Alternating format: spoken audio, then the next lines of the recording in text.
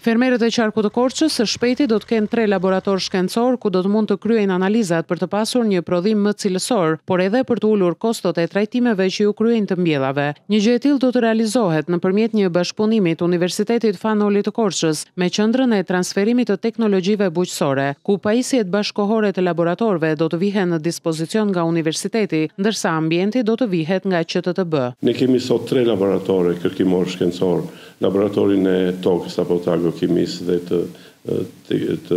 pedologjisë, kemi laboratorin e agroushqimit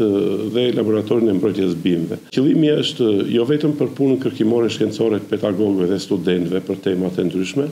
por edhe për të ardhur në ndihmë fermerëve të qarkut të Korçës me analizat cilët ata kanë tashmë shumë nevojë. Në këto laborator, fermerët do të kenë mundësi të kryejnë analizat e tokës, të bimëve, të produkteve ushqimore dhe blegtorale, si dhe do të mund të përcaktojnë momentin më kritik se kur është e nevojshme kryerja e plehrimit sa më efikas të mbjellave. Deri më sot, fermerët e qarkut të Korçës pothuajse nuk i kryejnë këto analiza, edhe për shkak se ato janë të kushtueshme nëse kryhen te privati, por edhe sepse këto analiza mund të kryhen jashtë vendit, duke rritur edhe më shumë kostot. Pak fermeri kryejnë ato, por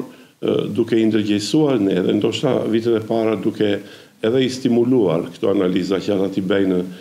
Kjo është shumë e domosdoshme sot e kryesisht për ata fermerë potencial, të cilët pretendojnë të dalin me produkte cilësore në treg. Aktualisht për mungesë vendi është në përdorim vetëm një pjesë e pajisjeve të këtyre laboratorëve, ndërsa në ambientin e ri të gjitha pajisjet do të vihen në funksionim në shërbim të fermerëve dhe të punës shkencore në universitet.